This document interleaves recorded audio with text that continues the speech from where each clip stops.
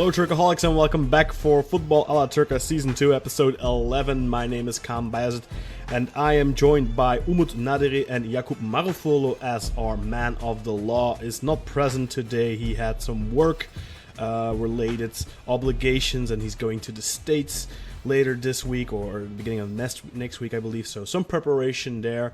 And Özer isn't here either. He was once again on TRT World yesterday. I don't know if we have a video of that up, but he spoke a little bit about the international break, the upcoming matches, I believe, and all that. We'll see if we can get a video up on that, but for now you'll have to do with myself, Umut, and Yakup. So Umut, Yakup, thanks for joining me, for not abandoning me in this, our final episode for before the international break. Hello there. It's my pleasure. And let's start off with the painful stuff. Let's get Europe straight out of the way. Real Madrid Galatasaray ended in a very painful 6-0 in the Champions League. Nothing really changes for Galatasaray with that, though. It'll still come down to them beating Club Brugge. Or, yeah, I think at this point they have to beat Brugge. Due to goal differential. Brugge actually lost 1-0 to Paris Saint-Germain despite missing a penalty, and Bayazit, the player on loan from Galatasaray, missed that penalty after basically taking the ball away from Brugge captain Hans van Aken. So a big riot about that in Belgium here. People Brugge fans especially, very displeased with Diagne. I believe he was even dropped this weekend for their match in the league. Let's move on to the Europa League then. Besiktas suffered their 4th defeat in the group stages, and they've only had 4 games, so they're left still on 0 points, losing to Braga, this time in Portugal, 3-1. This would not be without controversy, however. Besiktas had gone behind early on, but Tyler Boyd had equalized on the half-hour mark. A very well-taken goal by the young U.S. international. Braga took the lead, though, a little bit later after I think Besiktas should have had a very clear penalty after the goalkeeper from Braga, Eduardo, made a very clear fall on Tyler Boyd, didn't get the ball. But no VAR in Europa League, we have mentioned that before. So no penalty for Besiktas. And then to add insult to injury, in the 44th minute, Jermaine Lens got a direct red card. Probably one of the most ludicrous red cards I've seen in a recent time. Although the red card that Andreas Beck got against Dynamo Kiev was probably even worse. So yeah, Besiktas down to 10 men, and then late in the second half, Braga find the third goal. And Besiktas got close a couple of times to the equalizer, even with 10 men. But another loss for Besiktas, and another, poor performance from a referee in the Europa League. I don't really understand, if they are not using VAR, why use referees from Estonia and Latvia and all these, very low FIFA-ranked countries, which have very low-level leagues, and you see it in the proof is in the pudding in terms of the performances of these refs. Guys, what did you think of the red card for Jermaine Lens? Absolute bullshit. When I saw it live, I didn't think it was a red, and when you see the replay and everything is slowed down, you definitely don't see it as a red. So it was a horrible decision, and VAR needs to be implemented in pretty much every Europa game. Yeah, I fully agree with that. Umut, what did you think of the red?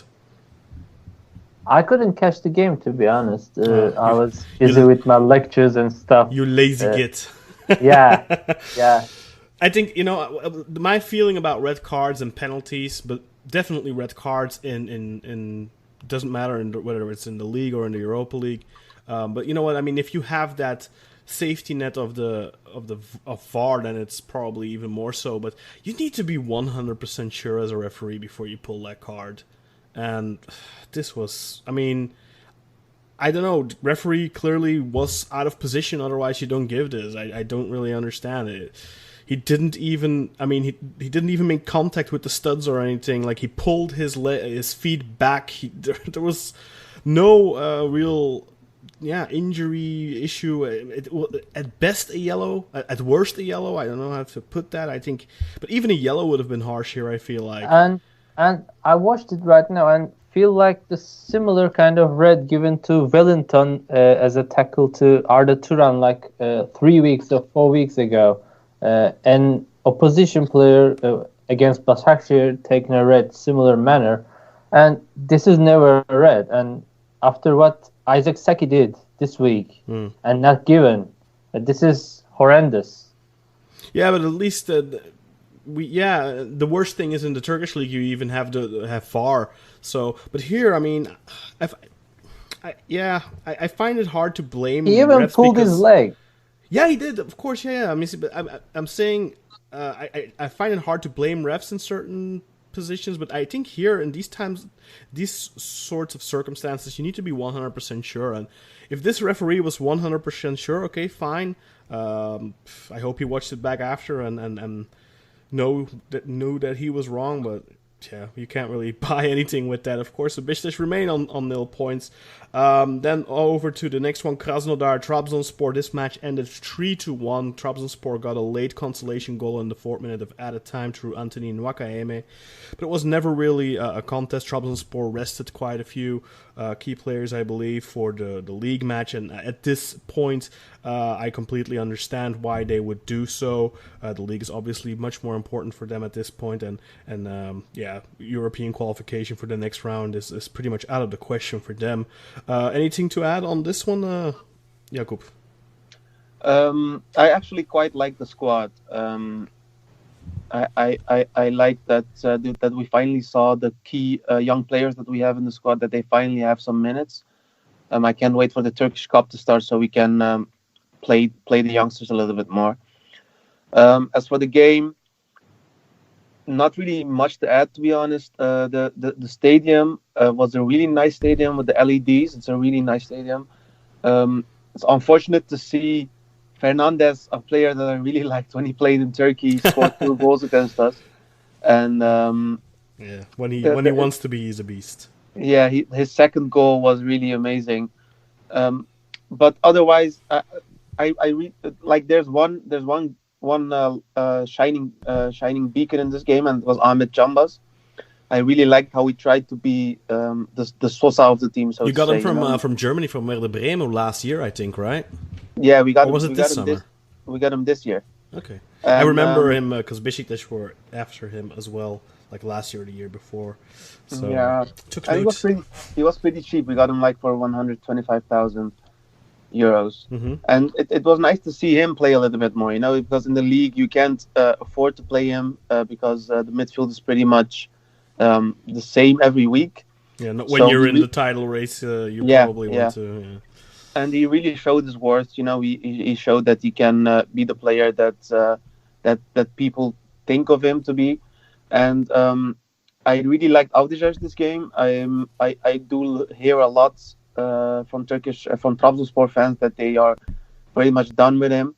But he pretty much played the best game he could have played until now. It was pretty much his best game in a Trabzonspor jersey, and I'm hearing news about him probably leaving in the winter break, and I'm not so sure about that, if that's a good choice or not. I hope you don't mind me interjecting, but I think he is one of those perfect examples of a player that you need to loan out with a guarantee of playing time.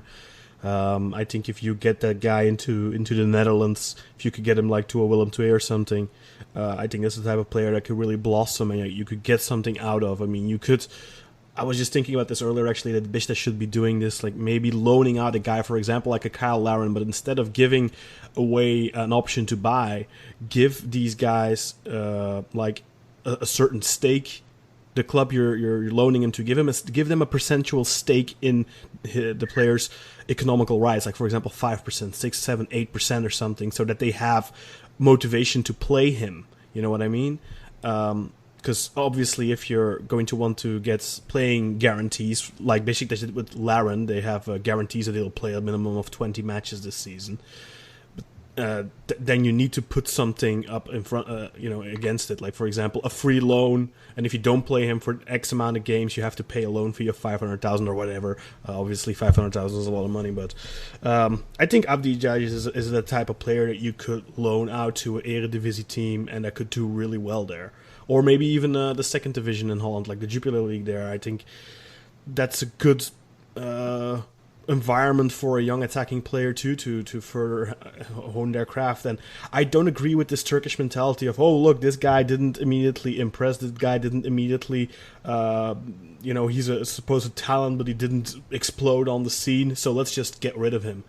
I think these types of players who are like 22, 23 years old can still have a lot of value left down the road. Maybe they'll never be a first-team regular for Trabzonspor, for Besiktas or whatever, but you can still get money out of them. If they do well in Holland, if they do well in Belgium, you can maybe sell these guys for 2, 3, 4 million rather than, having them let go and terminating their contract or selling them for a fraction of what you paid or whatever.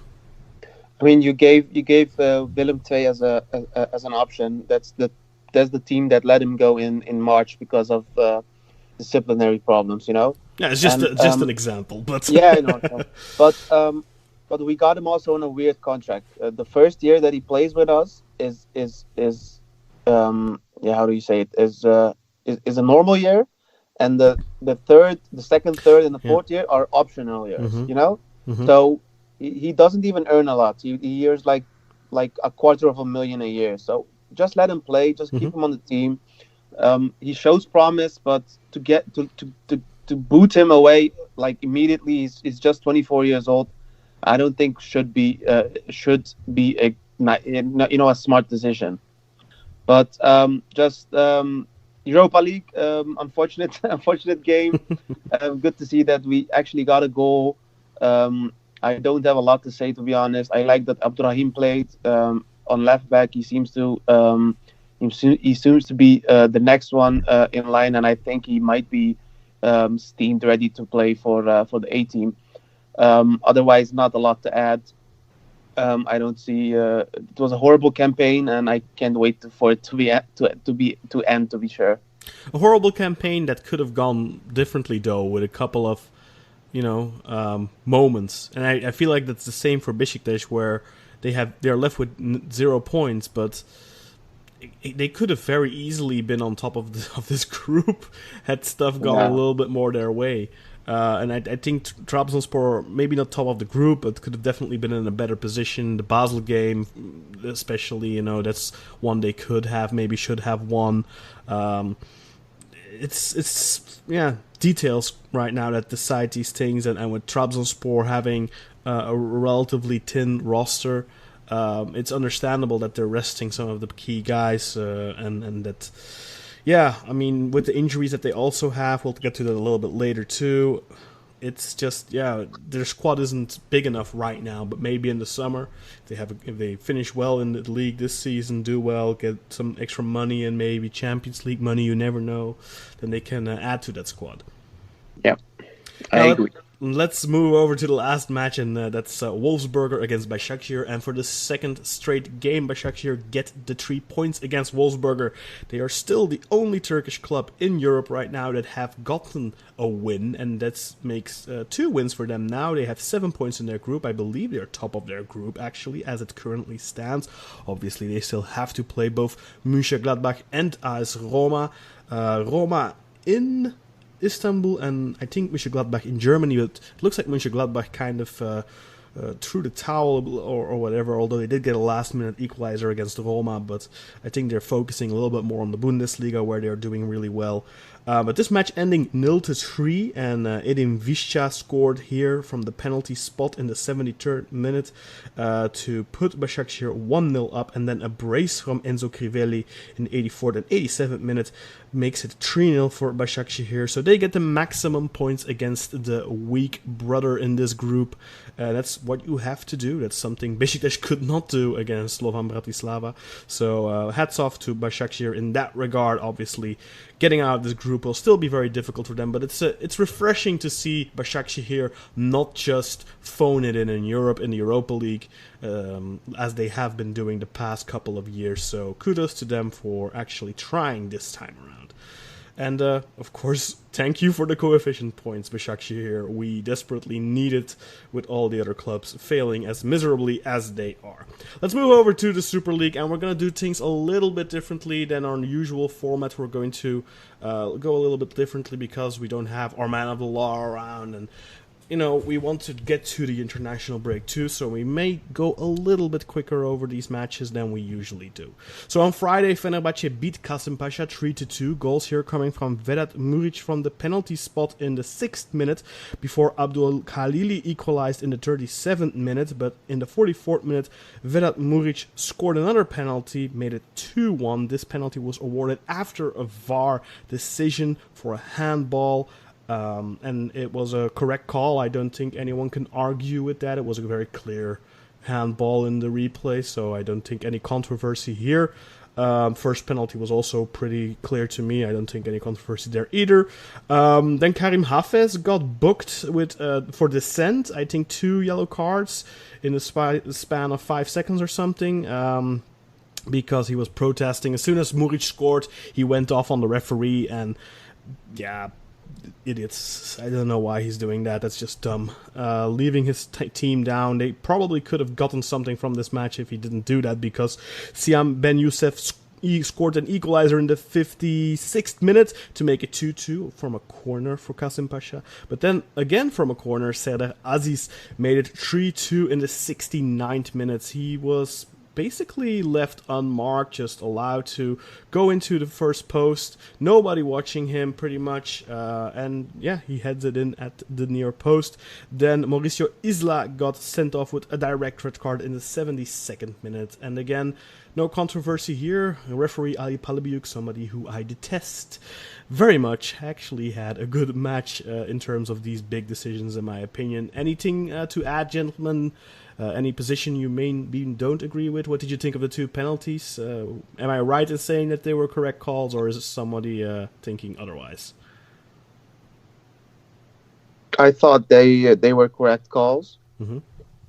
What really surprised me, I'm not a big fan of Fenerbahce, and I don't really watch a lot of the games, but it really surprised me how easily they are caught on the counter, and Kasımpaşa could have maybe gotten a point, but all in all, Fenerbahce is just clinical, and they were there when they needed to be.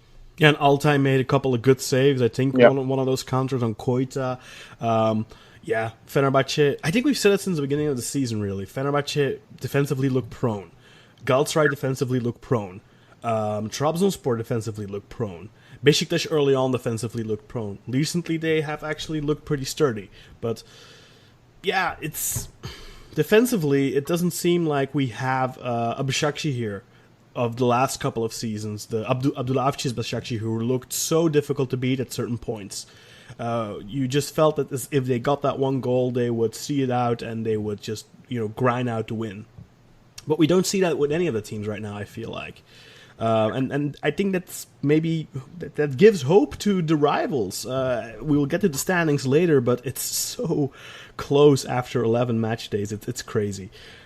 But yeah, let's move over to Saturday against Sterberli, beating Kayserispor in a very crucial relegation dogfight type of match here. 2-1. Goals here coming from Ayman Abdenur, an own goal in the 14th minute, and I wonder if Giovanni Sio's name was Radamel Falcao if he would have gotten that goal, because that was a shot directly at goal, takes a deflection and falls in.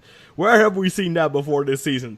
But yeah, the goal credited to Ayman Abdenur as an own goal for Kayserispor, so 1-0 for against Sterberli after 14 minutes. Then the youngest goal scorer in the Turkish Super League history, Emre Demir, 15 years of age, scores in the 71st minute to make it 1-1. He gets on the score sheet for Kayserispor, and Grandpa Adebayor can't get on the score sheet, but this young stud certainly can, and a great finish too. And I believe with that he is the youngest goal scorer in history, and I think he takes that title from Batuhan Karadeniz. No, Enes Ünal. No, Enes. Oh, Ünal. Enes. Okay, right. Enes was a couple of hundred days younger, but he was 16 Like and 3 right? months or something. Yeah, He even scored at Galatasaray, if you remember. yeah. Wasn't it a brace? No, he just scored the goal. Oh. He was just subbed in for the game and scored after he was just like 50 minutes on. Okay, well, anyway, Bogdan Stanku then clinches the victory in the 81st minute for Gençlerbirliğ after he had missed a very good opportunity, but Silvio Lung had denied him a couple of minutes before that. But Stanku gets the 3 points for Gençlerbirliğ, and that's a very crucial win for them, especially against one of their main rivals for relegation, as we'll get to a little bit later. But Kayserispor are left rock bottom, and Gençlerbirliğ are clawing slowly but surely, getting closer to the edge of the ravine, so to speak. They're getting closer to safety, but they are still in the relegation zone. Let's move over to the next match, unless either of you have anything to add on our very young goal scorer, Emre Demir. But I don't think there's anything else really we're talking about here. I think he scored a goal with his left. Is he left-footed, if you have any clue? Well, it was with his left foot, yes, but I don't know if he's left or right-footed.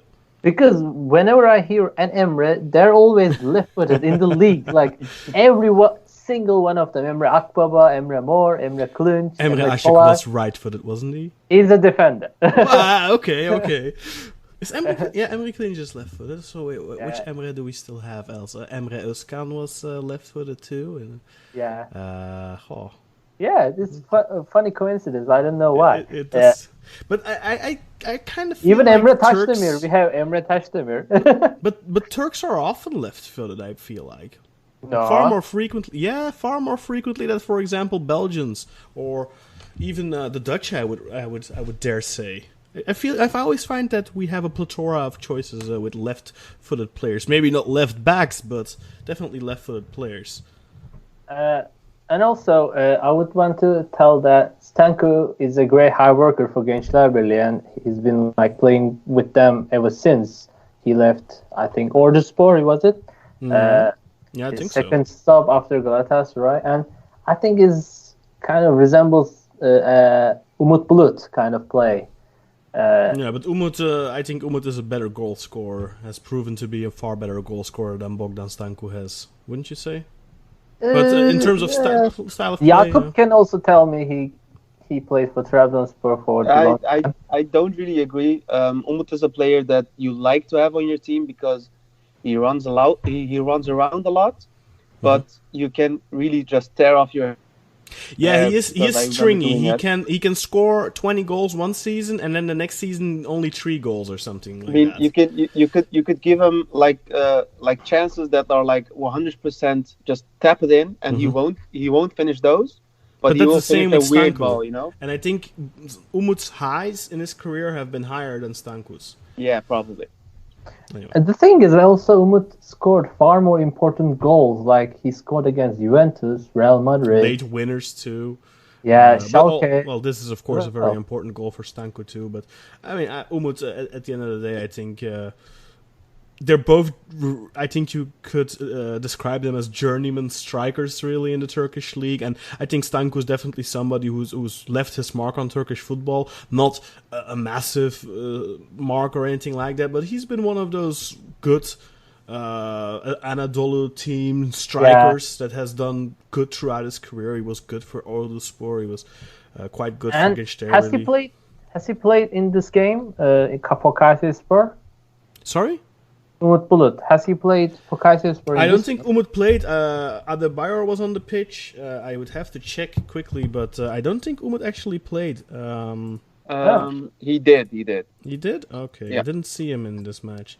But usually he's a lot more involved than he didn't really stand out to me here. He's usually been put to like side instead of forward these days because and like 3 days ago I watched video of Hikmet Karaman giving an interview, like doing a talk with Uğur Karakulukçu, and he was telling that Umut never was a striker. Like he's just a Well, dynamo. At Trabzon, he was more behind the striker, I think, right? Because He was playing Hikmet behind. Karaman is telling that Hikmet Karaman is telling that he was the first guy who trained with Umut Bulut at Ankaragücü back in. At Ankaragücü, he wasn't the striker either. I think he was more Yeah. like a center forward type, a little deeper. He's claiming that nobody after his Ankaragücü journey improved Umut Bulut, like do some special trainings with him to improve his finishing, goal scoring abilities, and etc. Because Hikmet Karaman was telling that Umut didn't even know how to head the ball at the time when he was. Still doesn't. Yeah, I knew Yakup was gonna come in there with a snide remark. yeah, but he has some goals after, like he wasn't even traveling as well. You can say that. But maybe it's one of those cases where it's one of those players that really lacks fundamentals. I think we have that a lot with Turkish players where they probably came into professional football too late. Where I often hear these stories of, like, for example, Cenk Günen. He became a goalkeeper when he was like 16 or 17 or something. It is way too late to learn the fundamentals of goalkeeping, and that's why Cenk had really good reflexes and could really make some stunning saves. But then he would do the dumbest things, dumbest mistakes, I think fundamental same mistakes. happens to be the fate for Rüştü Reçber, I think. Yeah, but he to was a lesser striker extent, I in think. the earlier times, like in Yeah. I mean, but to a lesser extent, I think he probably had more all-round talent, and maybe he also had the advantage of the times being a little bit different. Still, I think when Cenk was coming into his prime years, much more was expected from a goalkeeper. More footwork was expected. When Rüştü was in his prime, we didn't really speak that much of a sweeper keeper, but that's something in the last decade or so has become very popular and almost necessary. Yeah, exactly. The footballing type of goalkeeper. It really started with Fabian Barthez in the early 2000s, late 90s. But I think that was one of the main reasons Frank Rijkaard like benched Rüştü Reçber for Victor Valdez at the time. Definitely, and probably also his dodginess in the air. Yeah, he was really bad with Barcelona. Yeah, but he barely played, though. He barely got a chance, and that's one of those things, new environment, all that, so maybe he could have done better there, but, I mean, I don't think we can fault Rijkaard for... He couldn't even have the, chance to show himself. Yeah, he got very little chances, but I think he even... didn't he write in his book that Rijkaard basically told him, I'm not going to play you or something? Yeah, because he wasn't bought by him. He was bought by the guy that was before him. I don't remember off the top of my head. Luxemburgo, maybe? I don't know. I thought it was Van Gaal, but Van Gaal could be. Van Gaal was 99, so I don't think he was there anymore. I think he was there in 1999. Anyway, we're getting a little bit off track here. Let's see. Where were we? Kayserispor Gençler Birliği. Kayseri Gençler Birliği. So. Can I add one thing before we go away from this match? Go ahead. The Kayserispor defense is so unbelievably bad that I just it really baffles me that they only conceded 2. Hey, they should not have let go of Kanabiluk. I'm so happy that I am not a big Kayserispor fan, because otherwise I would punch the screen or something. But how can you be a professional footballer and be so horrible in defense? I just don't get it. Maybe it's a team training thing. Maybe it's a lack of organizational training. I don't know. I'm gonna add about the Hikmet Karaman thing again, because he was the starting coach for this season for Kayserispor early on, and he was always complaining about the financial crisis happening at Kayserispor board, and everybody resigned from the club, even the president, co-president, and the guy responsible for the footballing things and all. And the people around Kayserispor, the squad, nobody is happy because Yeah. nobody's getting paid. And what kind of environment can you be like talking about in this kind of situation? Like, Yeah, we saw that with Besiktas last season too. Players weren't getting paid, and then that you see that it impacts their motivation, their performance. It's it's so people underestimate that, I think, and because it's Kayserispor, stuff like that, it goes under the radar. It's not really reported on that much. People don't really pay attention to it. We just put it down to, oh wait, maybe their players are bad. But if you look on paper, I mean, Ayman Abdenur is a player that was very highly rated in Spain just a couple of years ago, and I'm not saying that he is still at that level. Obviously, he wouldn't be playing in Turkey if he was, but still, I mean, the guy is like 29 years old, and yeah, I don't know. I mean, you come to Turkey for money. At the end of the day, these types of players come to Turkey for money, and if they don't get paid, then yeah, they can of course walk away. But then they're never going to get their money. So they're probably playing, but begrudgingly so, and not really putting in 100% and not really focused. And yeah, that's Turkish football for you. yeah. Anything else that Hikmet had to say? Anything interesting? Nah. Okay, well, thank you for that, Umut. It was very fun to have those notes in here as well. Let's move over to the next match to new league leaders. Sivasspor beat Konyaspor 2-0 here. The goal scoring only started in the 80th minute when Emre Kilic fired in a thunderbolt, and I couldn't quite make out if that took a deflection or not, because it ended up in the top left corner. Serdar nailed like to the direct ground. hit. Well, did it take a deflection or not? No, direct. Oh. Like directly into the goal with a swerve. Oh, okay, because I always when the commentators go crazy about a long shot, I always want to make sure that it didn't take a deflection, because it happens so often that the shot takes a deflection, or that it's a shot straight at the goalkeeper in the middle of the goal, and they're like, oh, fantastic, unbelievable, and it's a shot like straight through the middle. The goalkeeper should have it, and they're going out of their minds, just praising the goal to the heavens. But if this actually went in straight into the top left corner, then it was indeed a phenomenal goal. And it would take that, because Serkan was in his element again. Serkan Kirintele, he was playing a fantastic match. He made a lot of saves, and then he got beaten again 9 minutes later by Hakan Arslan. Again, a shot from distance. Serkan Kirintele, of course, not the tallest goalkeeper, so maybe that's one of his weaknesses, those long shots. Although on that first one, really nothing he could do. The second one, maybe he could have done a little bit better, I'm not sure, but two long-range efforts from Sivasspor. But at the end of the day, they did create quite a few chances. Serkan made a lot of saves. Konyaspor did very little in terms of attack, but it really took their red card in the 78th minute from Levan Shengelia to completely start the downfall for Konyaspor, because just 2 minutes later, of course, Emre would fire in that thunderbolt and win the game for them. And Sivasspor, with that, now moved top of the Super League table. Spoilers, of course, in regards to what Alanyaspor would do this weekend. But they have overtaken Alanyaspor at the top of the table. They have now 21 points from 11 matches. That's a really decent start of the season for Sivasspor.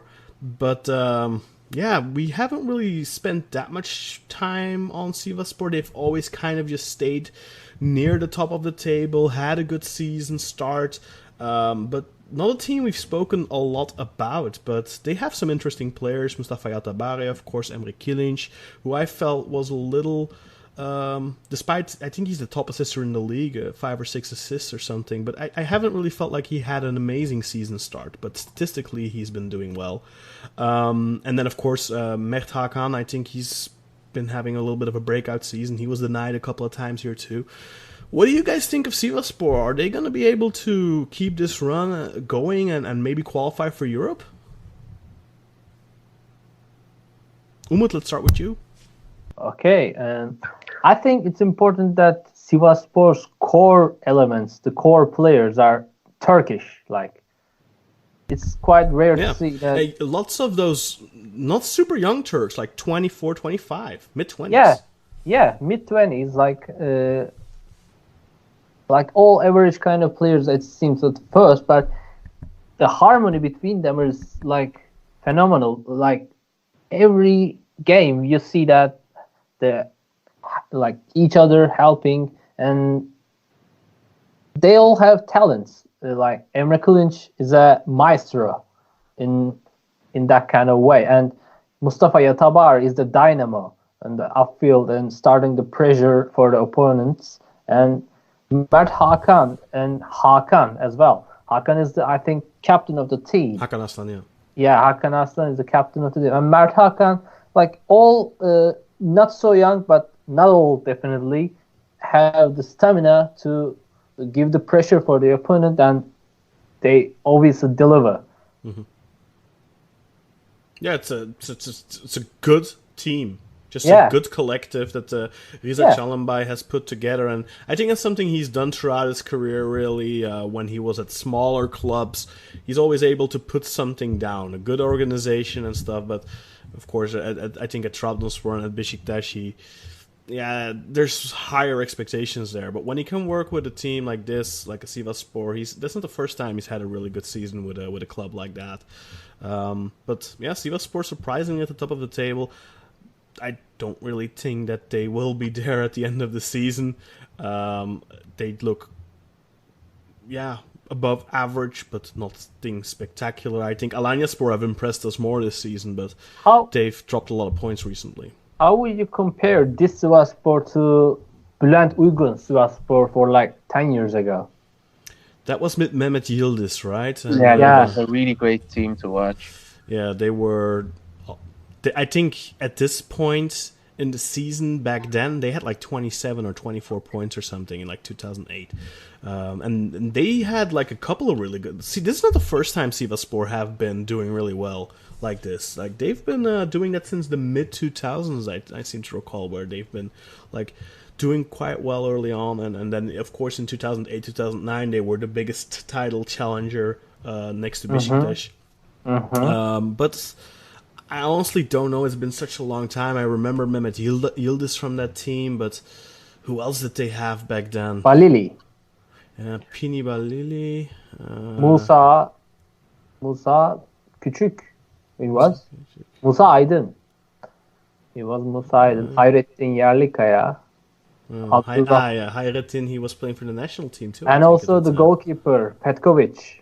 Ex-Trabzonspor. Yeah. I only remember him from Pierre van Hooijdonk. No, I remember him before that too. He even scored a goal from that goal kick, you know? Oh. For Trabzon or for Petkovic? Sivasspor. He scored a goal in Super League, like one of the few keepers who scored a goal in the Super League. He was also like one of those keepers that he could catch like the most insane goals. He would catch those, and like the stupidest goals you could have conceded, he would concede those. I really liked him as a goalkeeper, but so infuriating. I always liked those early 2000s, those Balkan goalkeepers we had in Turkey. Do you remember Miloševski, the Macedonian from Malatyaspor? Yeah, he was Zdravko as well. Oh yeah, with the bald head. I always like bald I love bald goalkeepers. They always stand out. Zdravko, right? You like Ömer Çatkiç as well?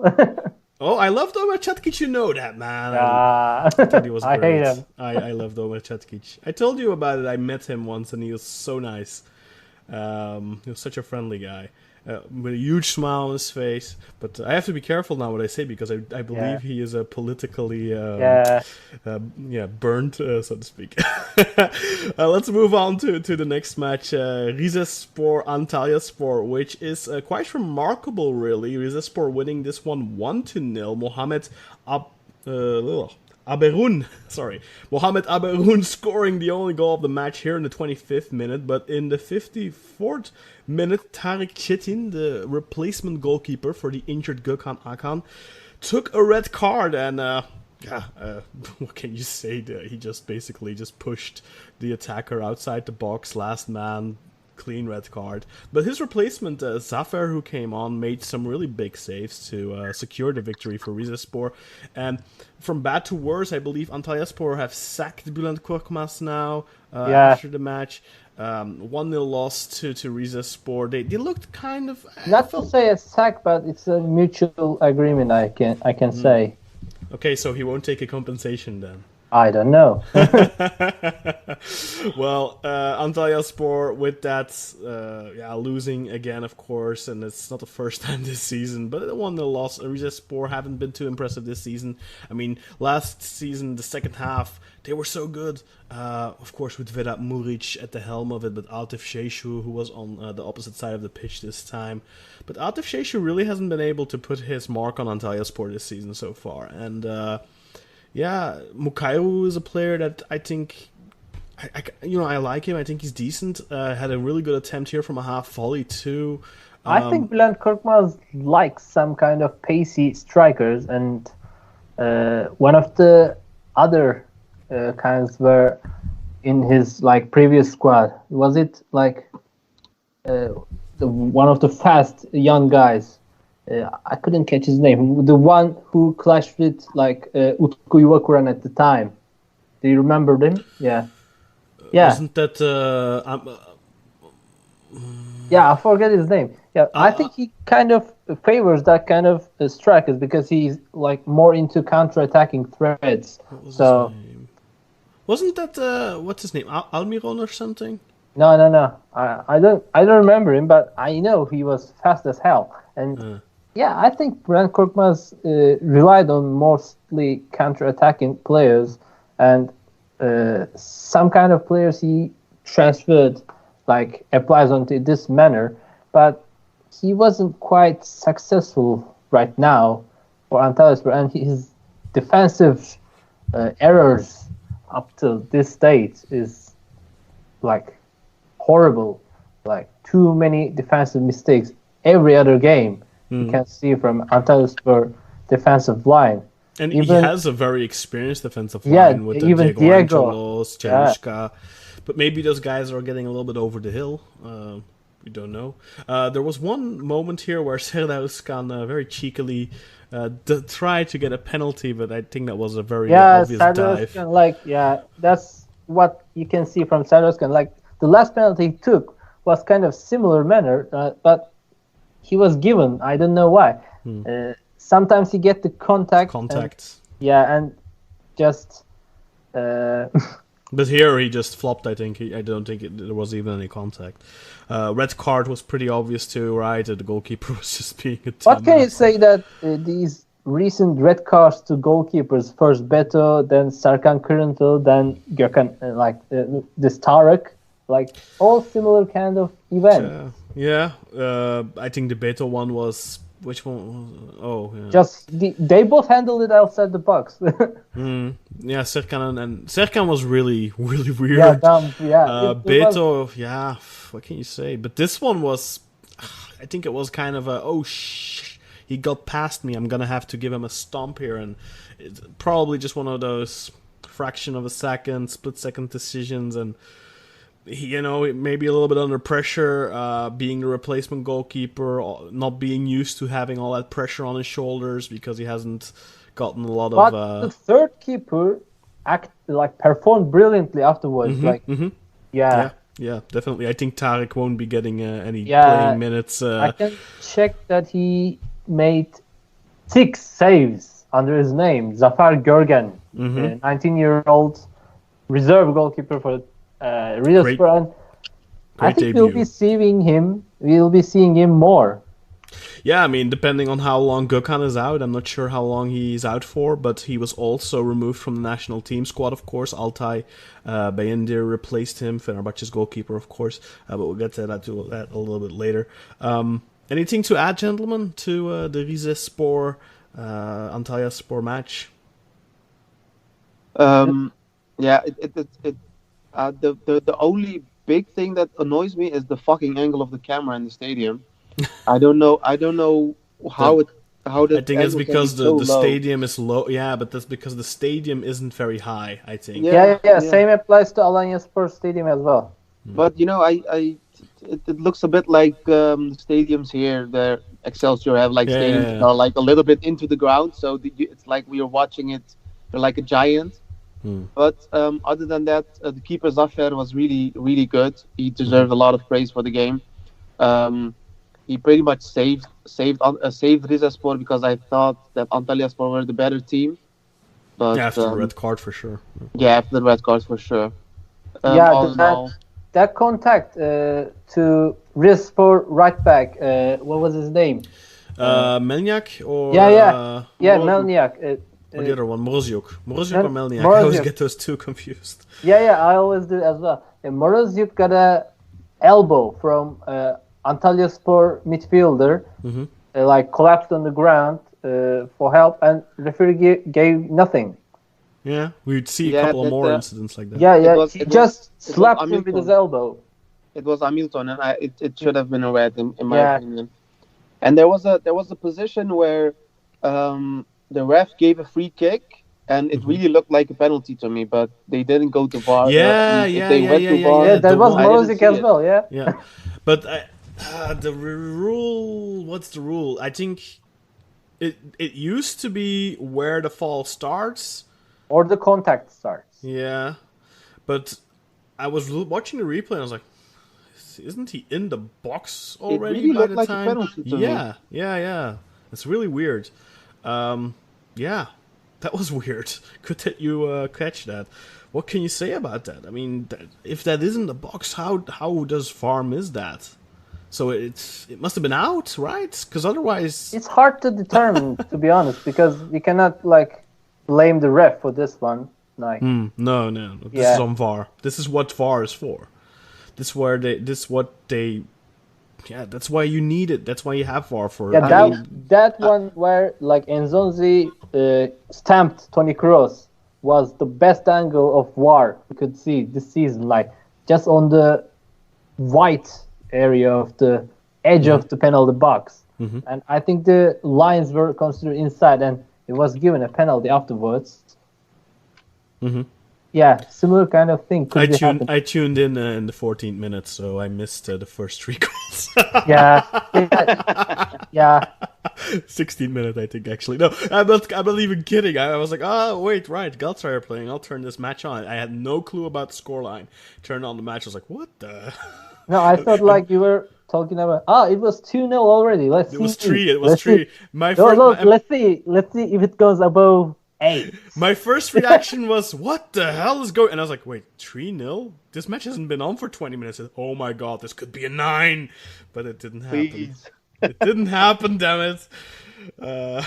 Let's move on to the next one, talking about Galatasaray. Gaziantep, Galatasaray, probably the simplest win for Galatasaray all season, away from home at least. But one of the simplest win in general, I think. 0-2, goals here coming from Ömer Bayram in the 21st minute, and then Sofyan Figuli in the 42nd minute. But right before that, there was kind of a really weird position where there's a sandwich going on. With Ömer Bayram too, and I think Ömer also got the assist on Figuli's goal, so really this was Ömer's night. World beater Ömer Bayram, is he the new hope of Galatasaray? Gaziantep to me looked super timid, not even interested. I don't know what it was. I mean, I've really liked them this season for the most part. Recent weeks they've kind of showed some signs of slowing down, but I really liked them early on this season, the first 7 or so matches. They looked really dangerous. They have a lot of quick guys up top, very offensive team, and I saw nothing of that in this match. They didn't even look interested. I can tell because Marius Shumudika plays 3-5-2 during his games and relies on counter-attacking threads, fast players upwards. And this game, Galatasaray also played 3-5-2, and he just blocked the path of the counter-attacking threads by.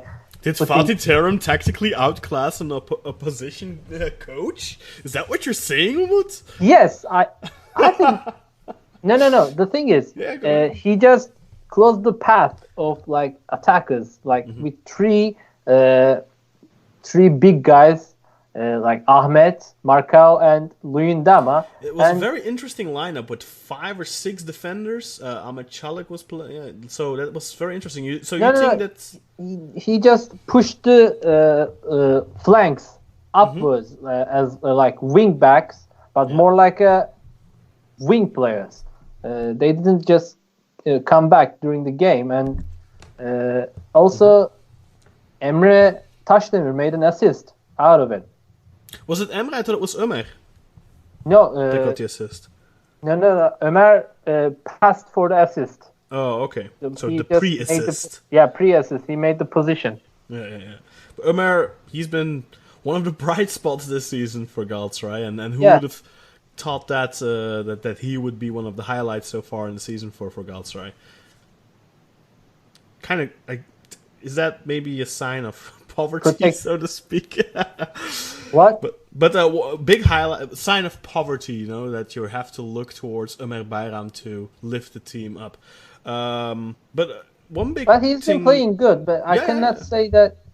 Yeah, we can rely on him because he's one of the dynamic and eager players who wants to win the game instead of those just all these playing. Yeah, Adam Büyük also started this match, I believe.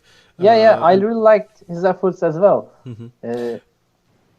But Adam, unfortunately, we lost Florian Andone for 2.5 months during the game after his one of the knee things going bad on his right knee, and he's been out for 3.5 months. 2.5, right? Yeah. Well, we'll have to wait and see. But then the question is, of course, what's the deal with Radamel Falcao? Is he going to be fit after the international break? Otherwise, Galatasaray are without a striker, and we'll probably be seeing Ryan Babel in that position. If we're going to continue playing 3-5-2, we're going to see Adem and Babel up front, I believe, and just Feguli behind them. And this game, Feguli didn't play as a winger, but number 10, more kind of like maestro behind the 2. Because Belhanda was out too for this match. I don't know why he kept Belhanda out, but he was injured, I believe. He got injured. Yeah, I think so. And Feguli actually played really well in the central position because he's like old for the winger kind of position right now, and he couldn't run for his life because he's just slow. He's like 29 or 30 years old. Yeah, but he's just so slow and couldn't catch the ball when it's like passed into him, and he just because of that he just wants the ball to his feet instead of running behind the defenses. That affects our play really bad. And any other things you take away from this win? Do you think this is the start of the turnaround for Galatasaray this season, or is it going to be? Yeah. It's we couldn't say it's a bad, like a good win because we can't say that we're gonna judge the team based on this game only because Gaziantep is a bad team as we've seen from the game. I don't really agree with that, though. I really have liked Gaziantep in like 7 games already this season. So to say that they're a bad team, I don't agree with that. But didn't show pretty much in this game. And no, in this match they didn't. They never really perform, and we saw the same thing against Fenerbahce early on in the first match of the season. But you know they were like 2 or 3-0 down after 20 minutes, so that takes a team out of it. But so those are kind of understandable. Here, though, I mean, I really expected more from them, given for what I've seen from them already this season. If we can state anything for this game, we saw that the bench players who are eager done pretty good for the game. And but the weird thing is, usually, especially in home games, the players from clubs like Gaziantep, like Konya, like whatever, they're really hungry to show themselves against the Besiktas, Fenerbahce, Galatasaray, Trabzonspor, especially in these home matches. And I didn't see any of that in this match. Like, Toumasi wasn't involved at all. Coyote had like one... Coyote just was Coyote again. And like, we've only known him for a couple of months, but he's such a dumbass. Like, trying to win I think the best player for Gaziantep this game was Julovoji.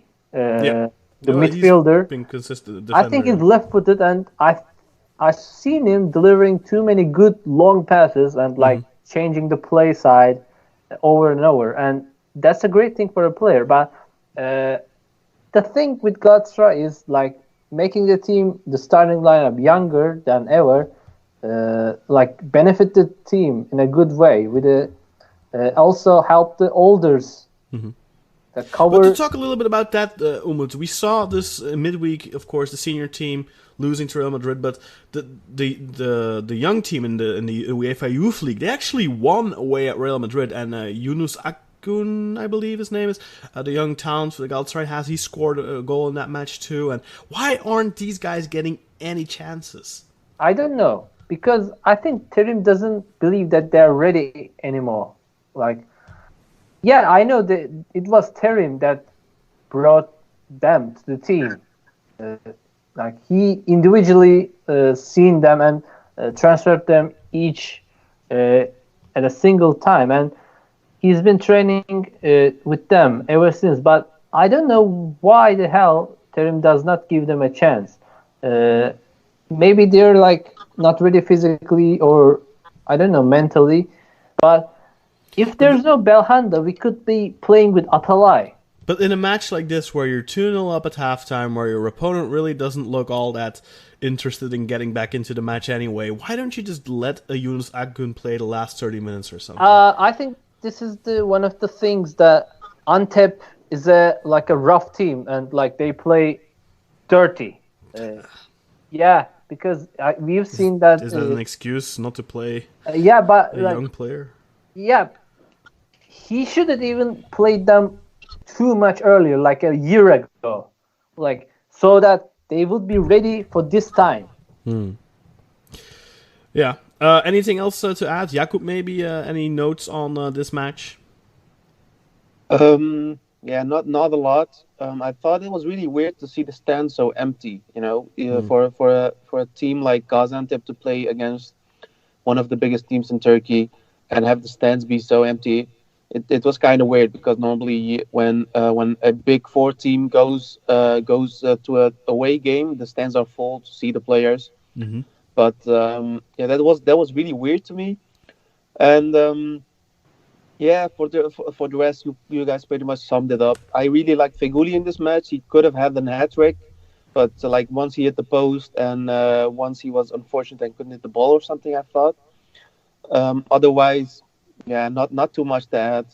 It's weird to see Galatasaray play with, they don't have bad players, but if you look at the starting squad, you think like it isn't correct, because if you think about the players that they have, and you have Emre Büyük in as a forward, and the layout seems so wrong, but they are all good players, and having players like Seri on the bank, on the as a sub, and Zonzi as a sub, it's really weird to see. It's nice for them to make their minutes and get the 3 points, but it's really weird to see a team like Galatasaray go through a rough patch after all the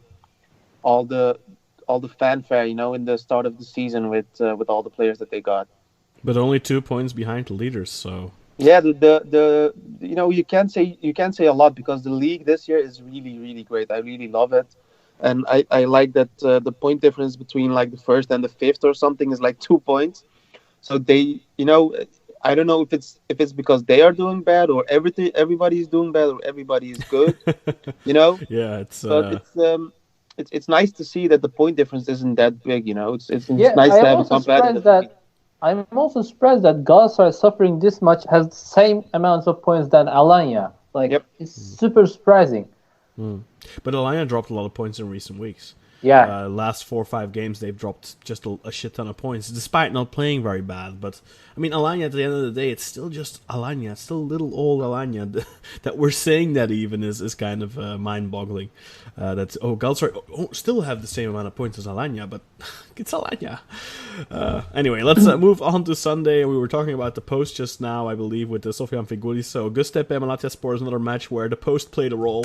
Göztepe here getting the lead in in the 9th minute through Serdar Gürler, looked on the edge of offside, but VAR checked it and it was okay.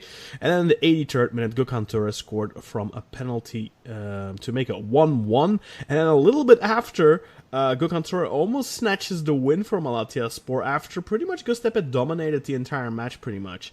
But Gökhan almost snatches the win, hits both bars, and then I believe the goalkeeper saves it.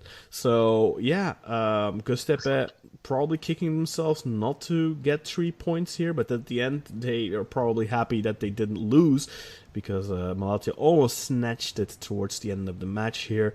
Göztepe, they're doing okay now, right? I mean, they're kind of nestled themselves a little bit in the middle of the table. I believe they're on 13 points now. So it's like 3 points above the relegation zone for the moment. But again, here a match at home, not really home, but still, that they should have really won, I think, based on the amount of chances that either team had. Yeah, Cameron Jerome missed too many sitters. Fauno played a good game again for Malatyaspor, but Malatya defensively not looking too shabby here. That's also been their weakness throughout the season. I feel like they're a decent offensive team, one of the highest scoring teams in the league, but defensively they're just very prone.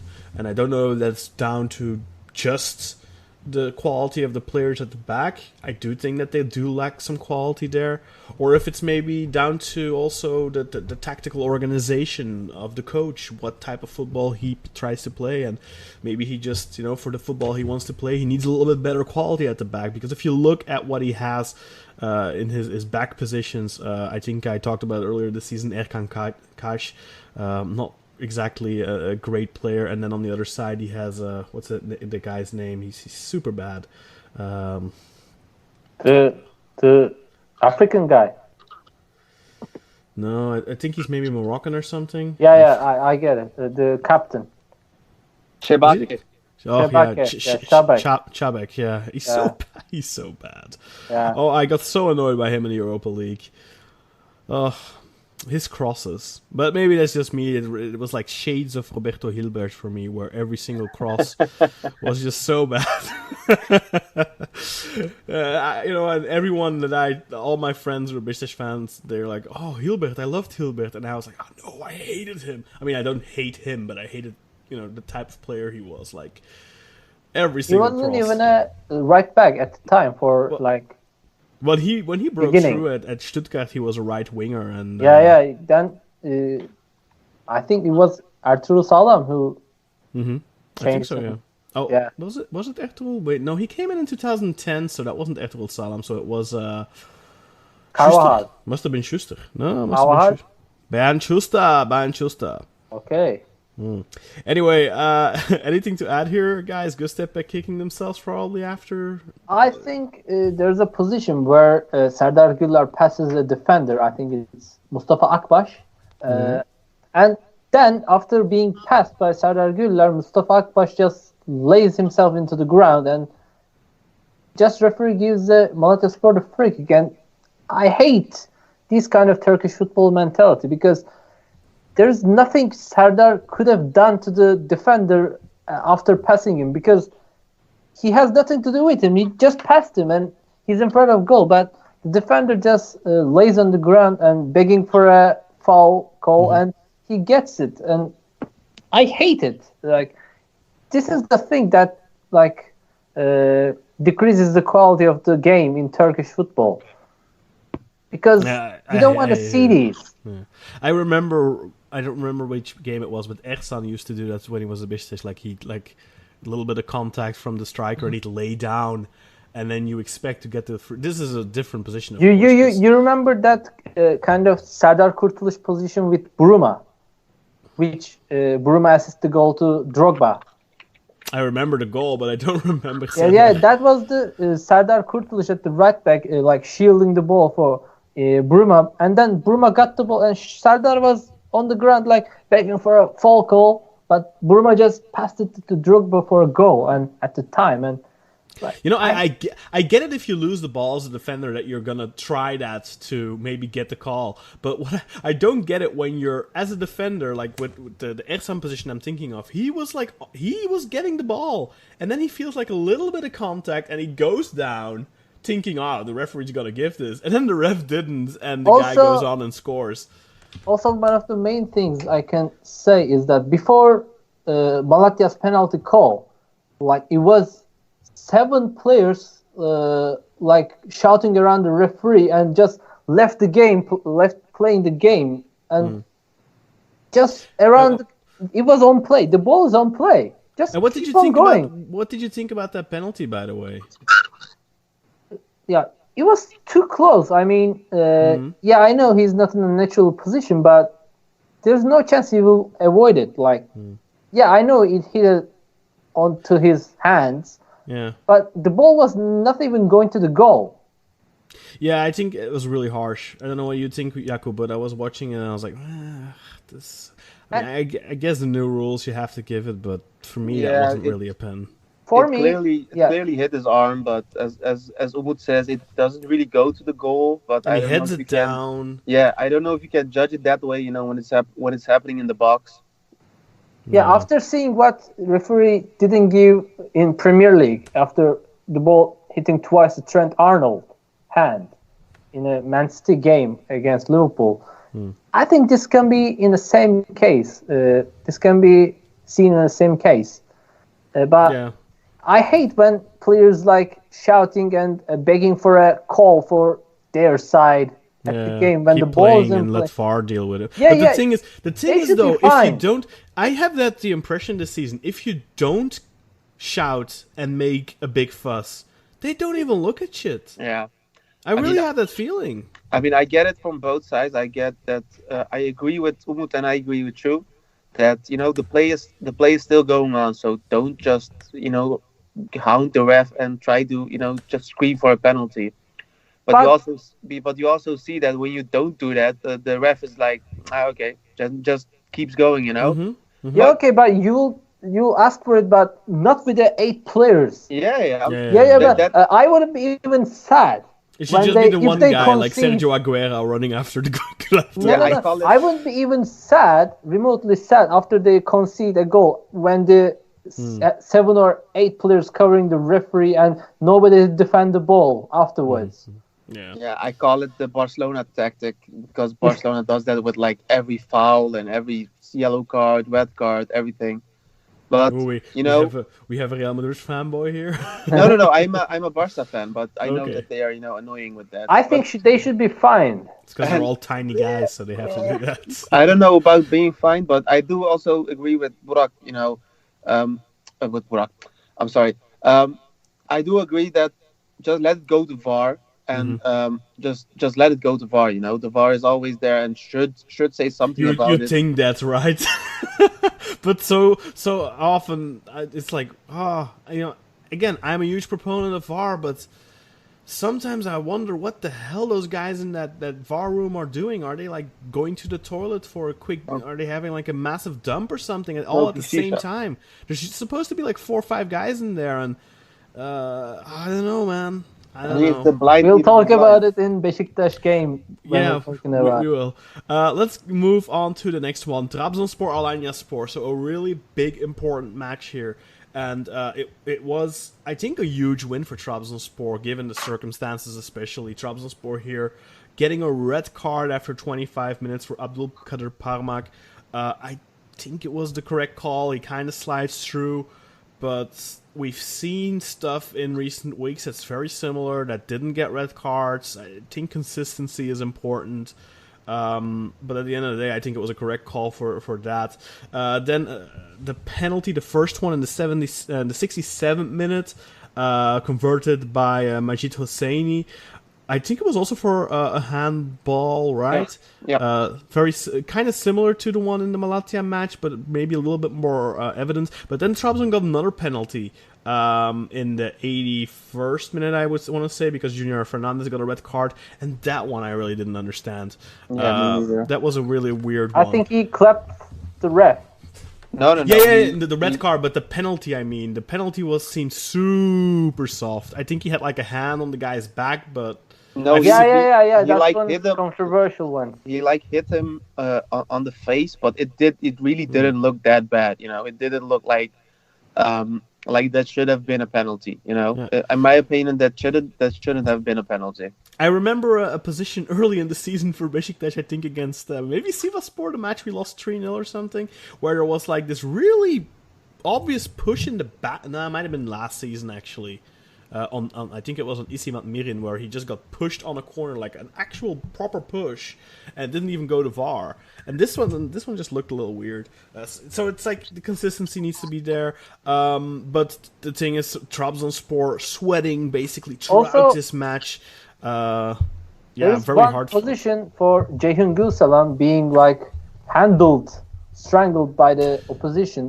By number 22, Yakup. I'm sorry? Who's the Trabzonspor number 22?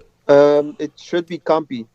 Yeah, it was Campi. Yeah, it was Campi. So that's the one who is strangling Ceyhun. I don't know if about strangling, but he was definitely kind of holding him. And that is definitely harder than what Trabzonspor did get for a penalty. The second one, right? Yeah. The first one, I was watching on the replay on my phone, so a very small screen, so I couldn't really properly make it out. I should have actually gone back and watched it on my computer screen. But the handball on the first one, I don't know, guys. Was that a correct call, you think, or was that more like the Malatya one? Was it harsh or was it right? Because I think we had 3 of these penalties this week. We had the Fenerbahce one, which I thought was very clearly a penalty.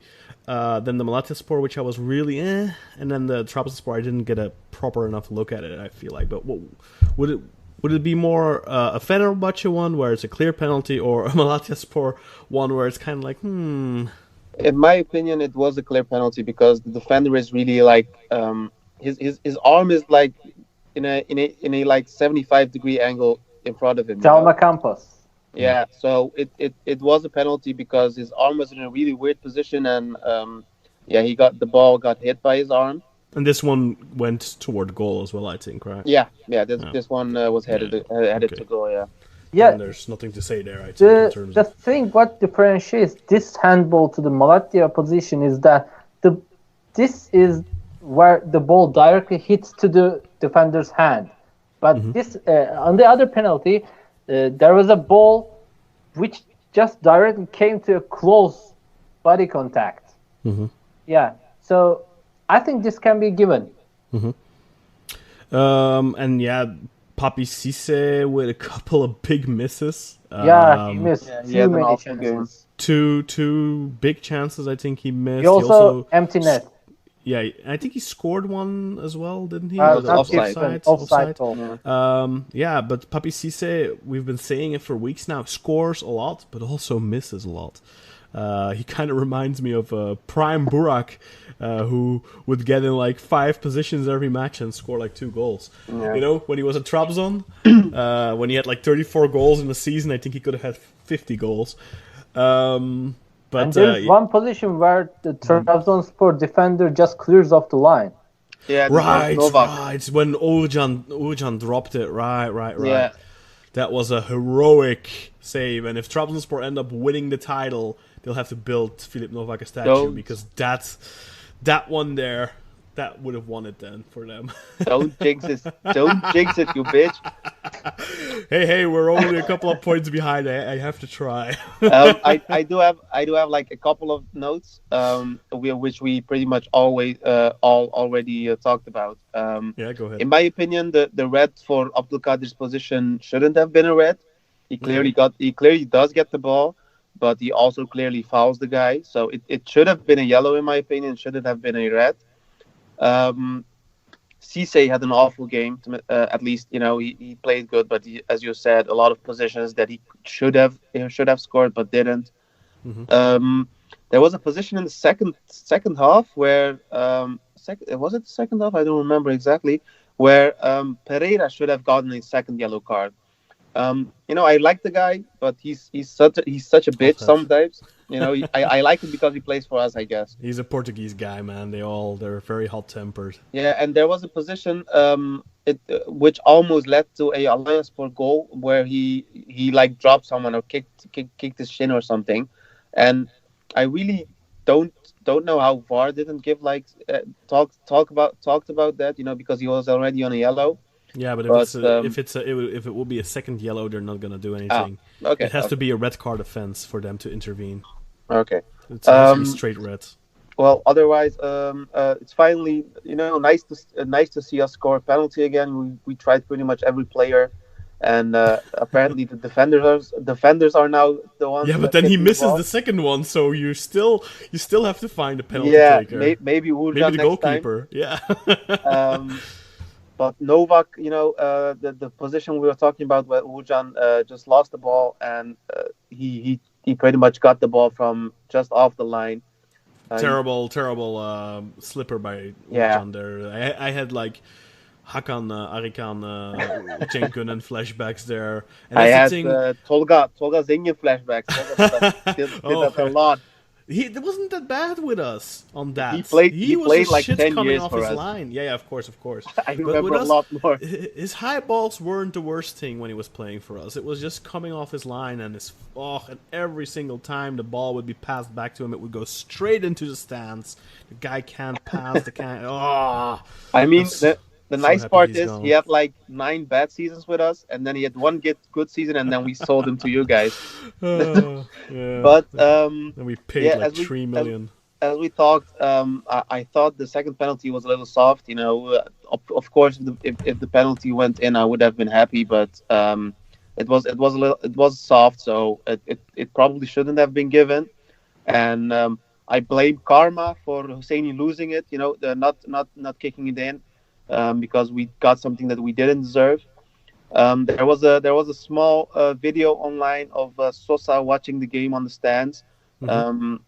He could have gone to Argentine for the opening of the new stadium of Independiente. Yeah, and he supposedly told Veron that that the team had a big match and he couldn't. He had to watch the game.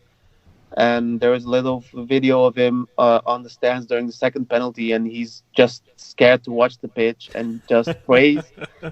So that was kind of nice to see him being so invested in the team. There was a position near the end of the game. I think it was pretty much the end of the game, like the 92nd minute, where Alanyaspor player Souza, I think I didn't catch his name. Suso? No, wait, that's Milan. That's Milan. Or I don't remember which one it was. Wellington. I don't know. He caught Sherlock on the head. Yeah. And in my opinion, head to head. Yeah, in my opinion, that should have been a yellow, but it's the end of the game. They probably thought like. He went to the hospital, right? Yeah. What happened to him afterwards? Nothing. He's fine. It was just a preliminary. Just to get him into the hospital because he got hit on the head, concussion protocol and stuff. But he's supposedly doing well. Okay. Yeah, I mean, huge win against Alanyaspor. Not to be underestimated, and especially given the circumstances of the match. I do think it was a correct call to red, but I also think there's an error inconsistency. The reason I feel it's a correct call is because he's got a lifted boot and he shoots up. And I said it a couple of weeks ago with I think Vedat Muric, where I think he should have probably gotten a red card against who was that? I don't know, like 3 games ago or something, where it's a similar position where his leg kind of shoots up and makes contact with the studs above the ankle. So I understand this as a red. But we've seen other stuff recently that didn't get given. It feels like we speak about these positions every week, where we just see a yellow card or nothing even at all. So I think there needs to be a very clear meeting between all the referees, since all these old refs are getting fired apparently recently. Like Yeah. the one after the other, there's a new generation of referees coming in. They need to be on the same line, and they need to be a little bit more consistent. You can't give reds for this one week and then the next week not even give a yellow card for it, or even like on the same match day for a similar position. So there needs to be more consistency in what you determine as a red card offense. And I mean, it was definitely not malevolent intent. There was no malice in the tackle, but it was a reckless challenge. So I understand, but I would have also understood a yellow. Yeah, I just wanted to say, like, in my opinion, it was a yellow, but I do agree with people that think that it's a red. I can see where you're coming from. Let me put it like that, you know. So I'm not saying that I think it's a yellow and red is the wrong decision. You know, but I can understand why people think it's a yellow, and I can understand why people think it's a red. I've seen worse things that didn't get red. Yeah. So, yeah. Let's move over to the next match then. Başakşehir Ankaragücü. This one ending 2-1. Enzo Crivelli scoring a brace for Başakşehir here in the 10th minute and in the 77th minute. Both of them were really tap-ins. The first one provided to him by Kaysera, Junior Kaysera, and then the second one by Edin Visca. Both were crosses from the right-hand side, and both, I believe, he tapped in at the far post. But Crivelli scored quite a few of those goals this season. He's always in the right position, and it's not like that's all he does. He works hard, he combines well with other players. This is his 7th league goal. But he's also scored 2 in Europe, of course, this week. So he's got 9 goals in 14 appearances for Başakşehir already. Aydin Karabulut gets a consolation goal for Ankaragücü in the 87th minute. And then there's 2 more chances or so for Ankaragücü towards the end where they could have maybe gotten a point. But at the end of the day, Başakşehir, again, with a deserved victory. And despite a very poor start of the season, with their first 5 matches really not going their way, they have really...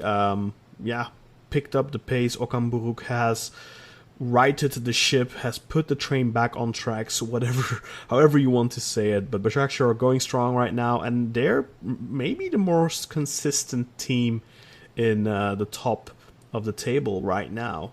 We've seen everyone else slip up in recent weeks, not counting, well, Besiktas, including Besiktas, because they slipped up against Ankaragücü, couldn't get the win there, a team that they should always be beating. So Başakşehir, one of the few teams that isn't really slipping up. Yes, they have dropped points, but it was against Alanyaspor, it was against Trabzonspor, so that's okay, I think. But Başakşehir get a win. Crivelli on fire. I know, Umut, you're quite a fan of Crivelli already. Do you think that's the type of striker maybe Galatasaray should be going after instead?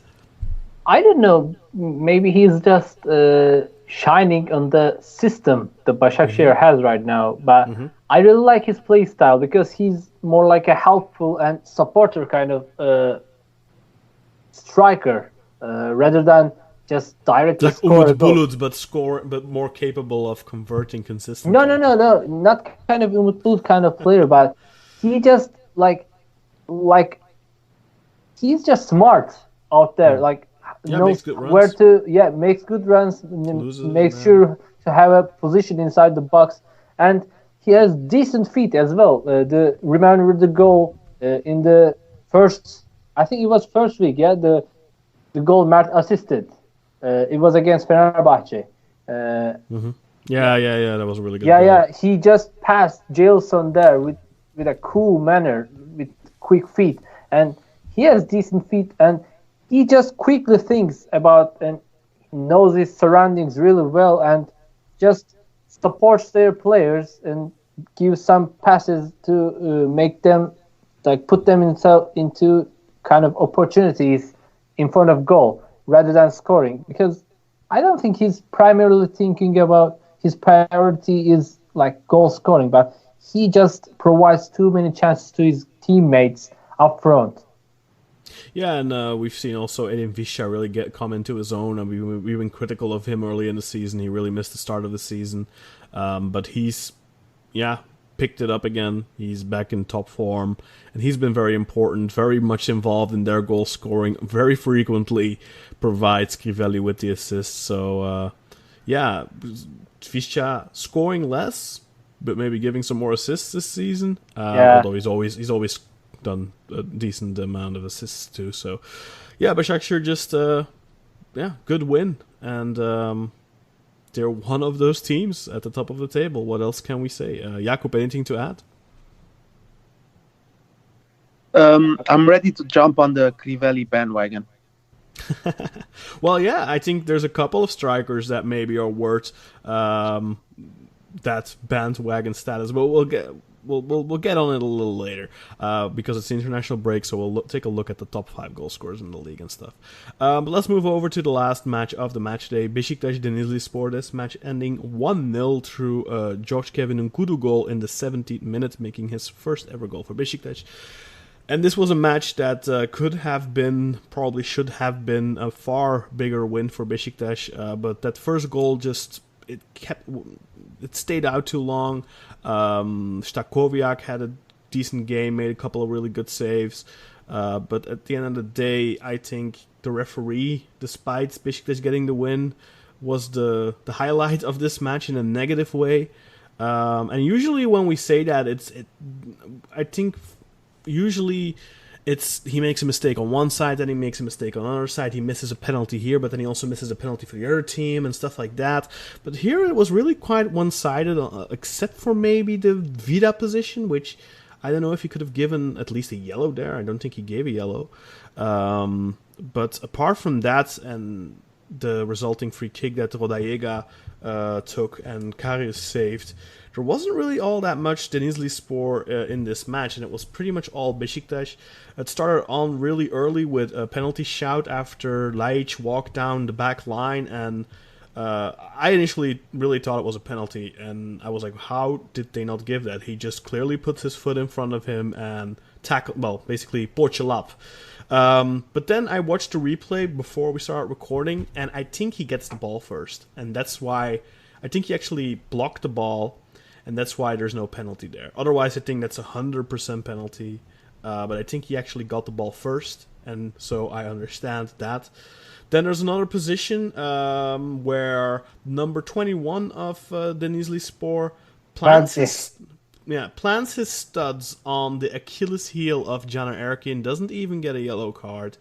Caner is livid, of course, understandably so. He had a career-threatening Achilles injury like a little bit over a year ago. That's a serious thing if you've gone through that as a player in his early 30s.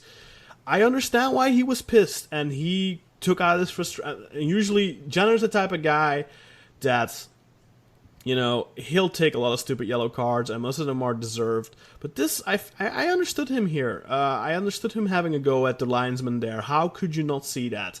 I think that was a position that was worthy of a VAR check. I think that was a potential red. It was a very nasty tackle from behind.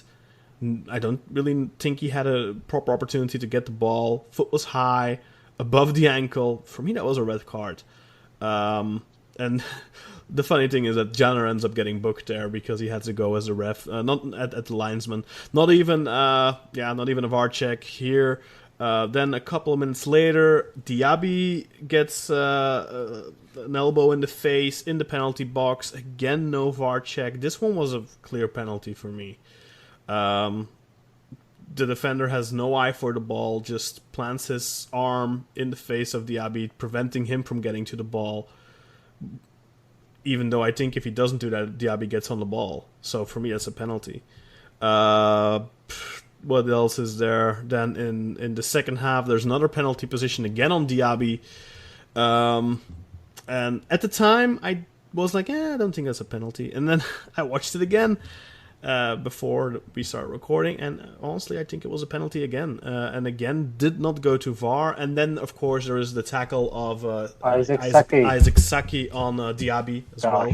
So Diaby missed the huge chance from Reboccio, crossed it in from the left, and Diaby got to it, but shot it straight at Stakoviak.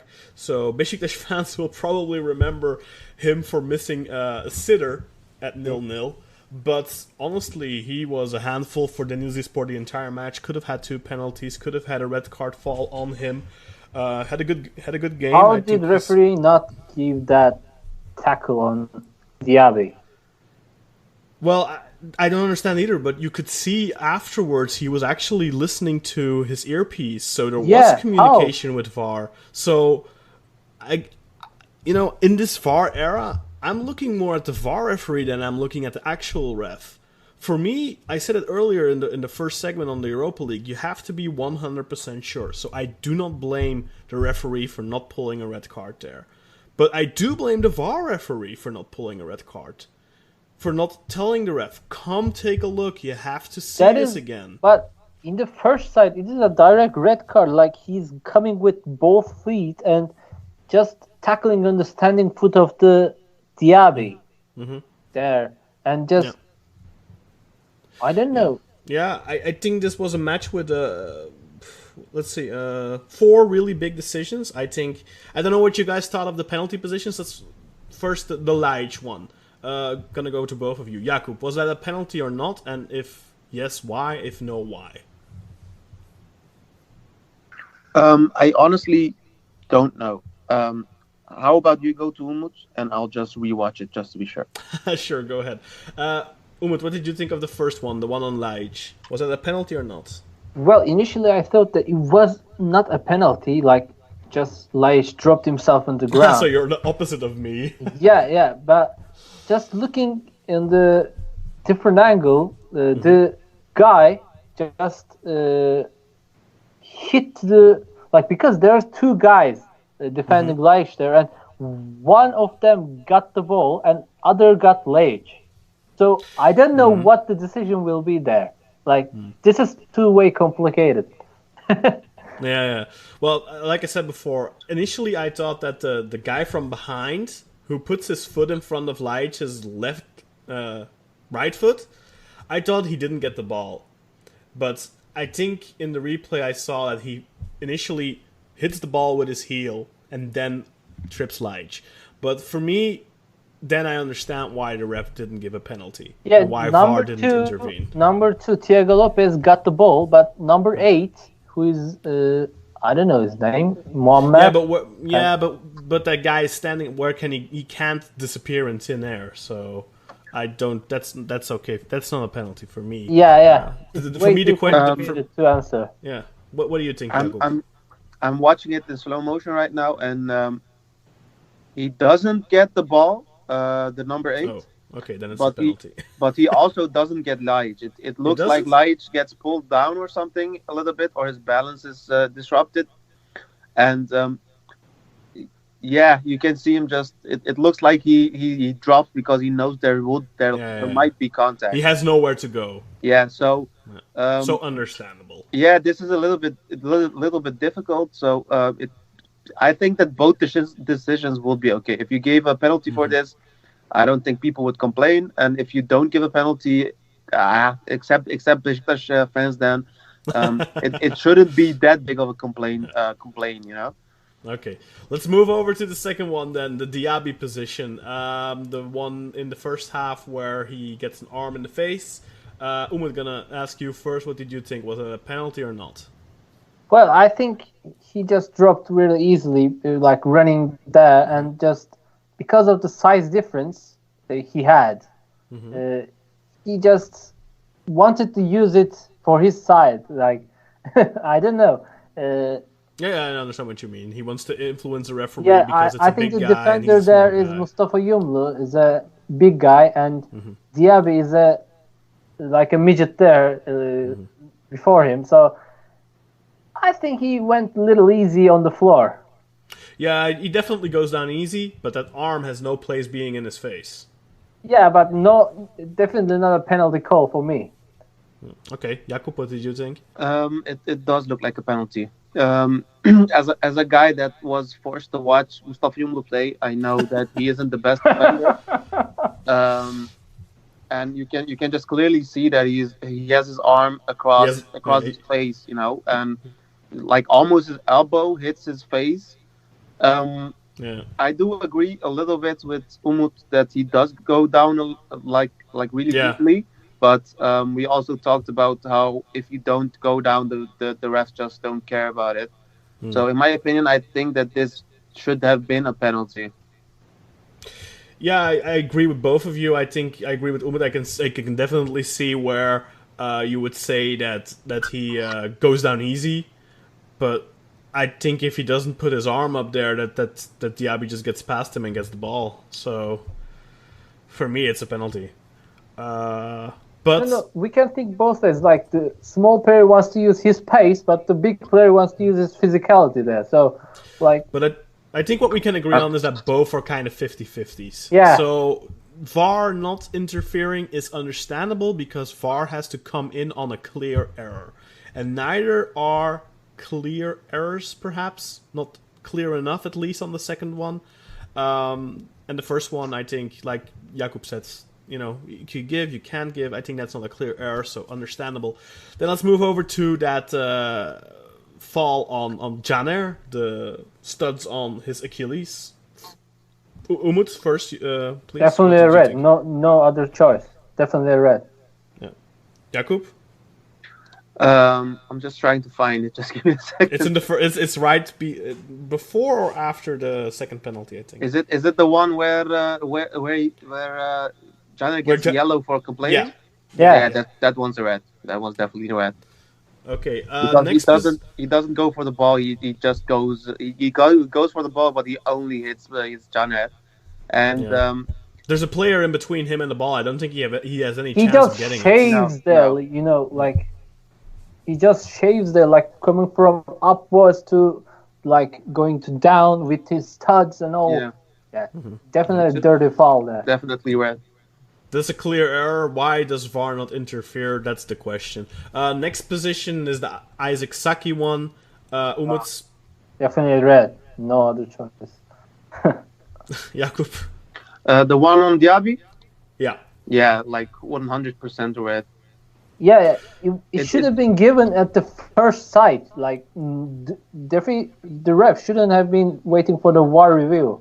I mean, it could have been much worse for Diaby. You know, the way he and looking there where he's in the his leg kind of gets stuck. He could have been out for the season. Looking where referee is standing for the position, he could see the position really well. Like he's just 15 meters away, kind of thing.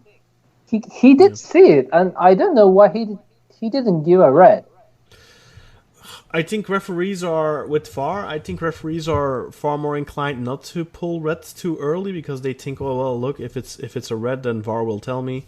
And if VAR was talking to him, but then the problem is, of course, we can't hear what's being said. So for me, I always go to pointing my finger. In what game I don't remember this week, a yellow card has been dismissed after VAR review. Like. It was. But that was because of offside. Penalty. That was an offside thing. Yeah. It can be done from the VAR review as well if you're given a red. Oh, yeah, that's true. Yeah, if you give a red card and it's not a red card, then VAR can indeed. So yeah, you're right. So maybe they should, but it's a weird. It can cause also contradictions as well because a week ago in Premier League. Whose leg was broken? Everton player, like Gomez. Yeah, Gomez in the team of Cenk Tosun. Yeah, Son was given a red, but he didn't do anything at the position. He just tackled it, and the leg of the player got broken afterwards with a collision with Aurier. Yep. And they just removed it after the game with a VAR view.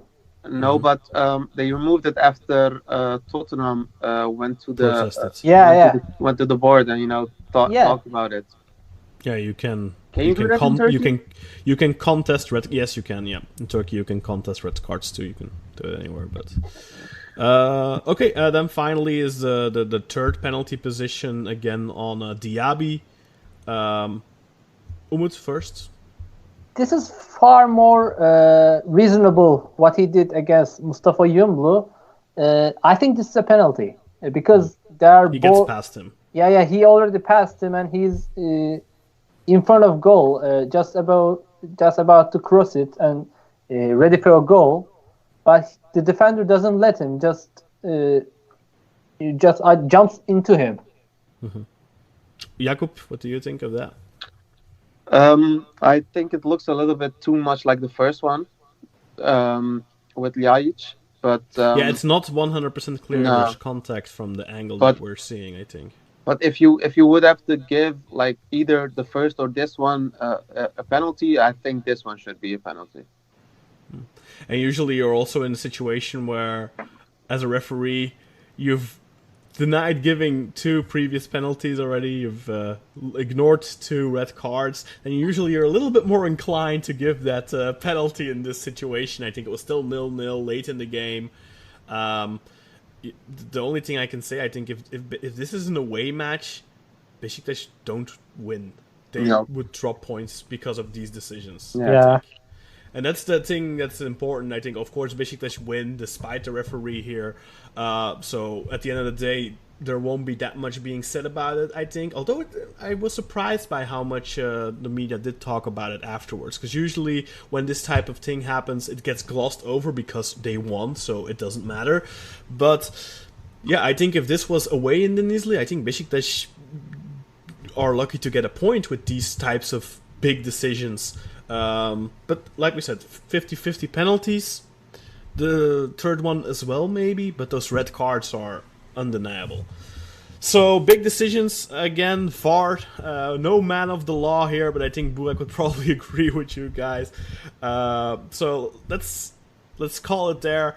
Besiktas get the 3 points, and that means that the standings look as follows. We have Sivasspor at the top with 21 points, Fenerbahce in second position with 20 points. Then we have multiple teams on 19 points, to be exact, Trabzonspor, Alanyaspor, Başakşehir, and Galatasaray. So third until 6th all have 19 points. Then in 7th position we have Malatyaspor with 18 points and Besiktas in 8th position also with 18 points. Then we have a 3-point drop off to 9th position where Gaziantep Football Club are. In 10th position Rizespor have 14 points, Göztepe in 11th with 13 points, Konyaspor in 12th also with 13 points. Kasımpaşa in 13th with 12, Denizlispor in 14th with 11 points, Antalyaspor also have 11 points in 15th position, and then we have the first team in the relegation zone, Gençlerbirliği have 10 points, while Ankaragücü in 17th position have 9, and rock bottom are Kayserispor with 7 points. The top scorer in the Turkish Super League is still Papis Cisse with 9 goals, but Adis Yahovic also has 9 goals to his name, but 3 of his came from the penalty spot. Cisse has no penalties. Enzo Crivelli is in 3rd position with 7 goals, same amount as Vedat Muric, but he has 2 penalties, both came in this match day. And then in 5th position we have Alexander Zurlov with 6 goals, 1 of which came from the penalty spot. I think that's pretty much it for Super League. Let's quickly talk about the international break coming up, because Turkey are just 1 point removed basically from the European Championship in 2020. Let's quickly look at the call-ups for the national team. So Mert Günok from Başakşehir, Altay Bayındır from Fenerbahce, Sinan Bolat from Antwerp, and Uğurcan from Trabzonspor, of course. Then in defense we have Zeki Çelik from Lille, Nazım Sagare from Antalyaspor, Çağlar Soyuncu from Leicester City, Kaan Ayhan from Düsseldorf, Meri Demiral from Juventus, Ozan Kabak from Schalke 04, Mert Çetin from AS Roma, Umut Meraş from Le Havre, and Hasan Ali Kaldırım from Fenerbahce. In midfield we have Cengiz Ünder from AS Roma, Deniz Türüç from Fenerbahce, Efecan Karacan from Alanyaspor, yeah. Emre Belözoğlu from Fenerbahce, İrfan Can Kahveci, and Mahmut Tekdemir from Başakşehir, Okay Yokuşlu from Celta de Vigo, Ozan Tufan from Fenerbahce, Yusuf Yazıcı from Lille, Emre Kilinç from Sivasspor, Hakan Çalhanoğlu from AS Roma, and finally Ömer Bayram. Yeah, and finally Ömer Bayram from Galatasaray, the only Galatasaray player in the squad. And then in attack we have Burak Yilmaz from Besiktas, Cenk Tosun from Everton, and Enes Unal from Is he still playing for Valladolid, or is he back at Villarreal, actually? It should be Valladolid, I think. Yeah, Valladolid. Okay. On Thursday, Turkey will face Iceland in the all-deciding match for Turkey. If Turkey gets at least a point, they are certain of qualification for the European Championship. But of course, if Turkey gets a win on Sunday against Andorra, they won't just qualify for the Euros. They will do so as the winners of the group, thanks to their head-to-head with France. So, yeah, big match on Thursday, one of the biggest in recent history for the Turkish national team, and it is, of course, against our arch rivals of the recent years, Iceland. Big game, guys. What do you expect of this? Yakup, let's start with you. I'm happy that the injured players are finally back. I hope that Cengiz is going to play. I really missed him. Mm-hmm. I don't know. We're playing at home. Where do we exactly play? Nope. No, Eskişehir, right? No. Sure. We just need those dumbass fans that just don't know anything except scream all game. To put a lot of pressure on the team. It says in Istanbul, maybe in TT Arena. Well, let's see. It might be Vodafone, actually. Turkey, yeah. Or Kadıköy, maybe. Or maybe Olympiad. No. No, it's I not. don't want to imagine. Telecom Arena. Yeah. So I just expect a full stadium, and the team is doing well. The individual players have all been pretty good at the moment, And we don't have the polarizing Fenerbahce Galatasaray players that the Galatasaray fans or the Fenerbahce fans or the Besiktas fans will turn against, like we had a couple of years ago with Volkan and co. So, the biggest asshole at the moment is Emre Belözoğlu, but even he is a little bit. He seems to be a little bit sympathetic at the moment. How awful it is to say that. I'm really proud of the team. The only thing that I can complain about is that the game is at 6 o'clock for me, and games like this should be a little bit later. But but in Turkey, that's already 7, right? Yeah, no, I know. That's just a personal gripe of me. But otherwise, the team looks really, really nice. The aday kadrosu, the preliminary squad looks really nice. The only place where, in my opinion, we're a little bit short is in the attacking positions. Yeah. Cenk did start last weekend, but he hasn't played a lot. Burak, hasn't with his injuries. It's gonna be another case of Burak playing 180 minutes for Turkey and getting injured, probably. That's the only thing that I'm worried about. I hope that the players like Dervişoğlu and Kutucu can just play for the national team and just but grow. Has Halil already picked the national team? I'm sorry? Has Halil Dervişoğlu already picked Turkey, or is he still on the fence? There is no way that he doesn't pick Turkey, in my opinion. Yeah, I mean, he's not probably going to play for Yeah. But that's the thing. I mean, I don't really understand. Like, even Enes has been with the team the entire time, and he hasn't played a single minute, I think. Why isn't he playing? He's playing I've heard minutes. stuff. I've heard stuff about the like Dervişoğlu and Kutucu that they like to keep their options open, which kind of sounds dumb. But for Kukçu, I understand because he's really a big talent. Yeah, he's really big. But I really don't understand why Enes doesn't play either. He's more agile than Burak. He's a little bit more technical than Burak. It's not really difficult to be a little bit more technical than him. When Burak isn't in form, he's why awful. Isn't Enes getting time? Yeah. And that's the thing. So. Yeah, let's hope for a win. I mean, it would be huge if Turkey beat Iceland, of course, and then take that momentum and then beat Andorra, hopefully, and win the group. Mm-hmm. But maybe in 2 weeks' time, when we're recording for the next post Super League podcast, we'll be talking about the nightmare. Yeah. But let's hope not. Let's hope not. No, I'm not jinxing it by saying this. Oh, this is anti-jinx. Okay. What do you think, Umut? Are Turkey gonna pull it off, and are they gonna end the group as the winners of the group or second position? I definitely hope so. And the defensive line is so good. Like after a long time, I've seen this quality, this kind of quality on the defensive line, like we can have Kaan Ayhan, Merih Demiral, Ozan Kabak, and Çağlar, who is in a top four for Leicester. And also, you've been complaining about Cenk Tosun, but I think he's on form as well. For Everton, he's been scoring again, and he's a starter right now. And also, not the last international break, but the one before, he was really showing rust. But I think he's been picking it. Thanks to these international games, he's seemingly been picking it up a little bit. And the thing with Cenk, I mean, I love Cenk. I think he's a very hard worker, but he's not a huge talent. Yeah. But also, Yusuf Yazıcı and Emre Kılınç are shining for their teams, and Yusuf has been playing really well for Lille. And please let him start over Hakan Çalhanoğlu, please. But I'll bet you that Hakan starts. Yeah. That's my big. But granted, Hakan came in against France and did really well. I was surprised by that, but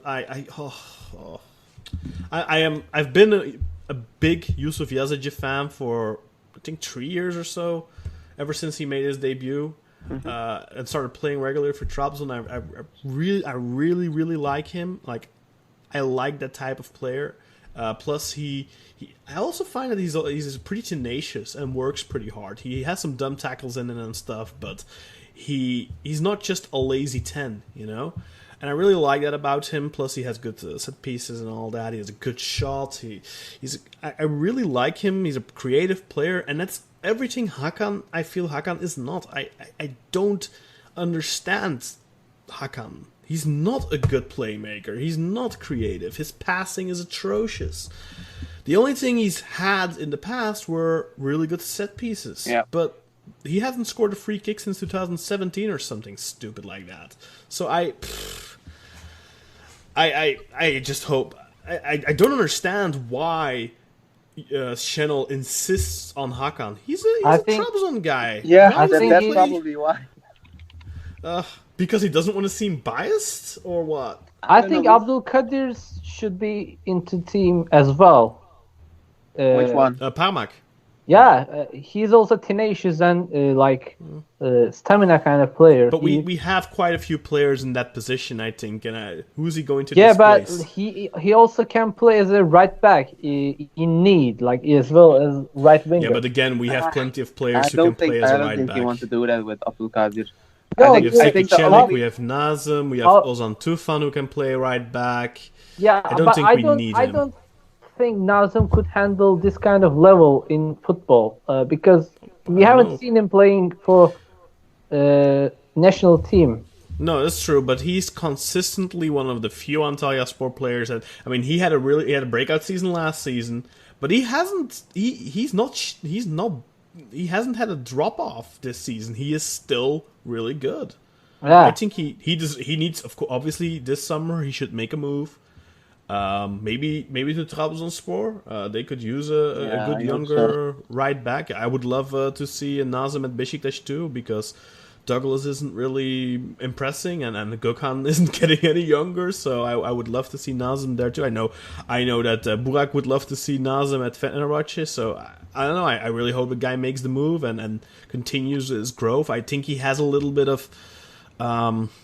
He looks a little clumsy sometimes, but he's not. It's weird. Yeah, and also he has these long, stealthy legs. Maybe that's it. I don't know. And also thinking about if Emre Akbaba wasn't injured, he should be in the squad as well with his quality at the time. But unfortunately, we're missing him, and Abdülkadir Ömür as well.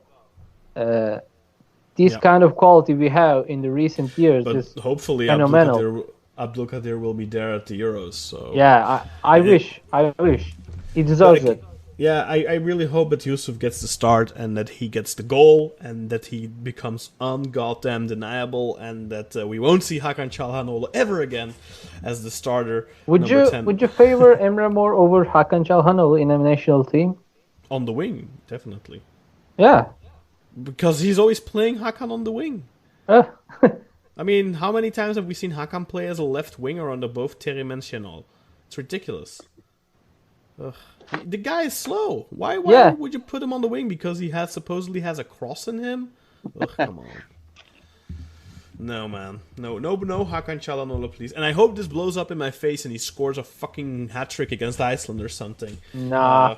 Because because last time I was really shitting on him, and then of course he put in a good performance against France. So, I don't mind it if it blows up in my face and Turkey ends up winning because of it. Because it's all about me and what I think. So, my opinions are that important that it blows up in my face. Also, have you been watching Sinan Bolat in Belgium? Yeah, he's really good. He's been really good consistently for Antwerp. He's a consistent fault in goalkeeping. At Standard, he was a really good goalkeeper, and at Antwerp now again, he's a big man. He's a personality on the pitch. He's a leader. He's somebody that he kind of. The status he has in Belgium is kind of like Volkan Demirel in his prime. Like, he's an intimidating guy. The type of goalkeeper that when you go one-on-one with him as a striker, you feel it. You feel that you're one-on-one with Sinan Bolat. Yeah. With a good goalkeeper. And that's something he never had that aura about him in Turkey. He was just like at Kaiser, he was kind of like clumsy sometimes. He conceded some stupid goals and had a very unlucky spell at Galatasaray.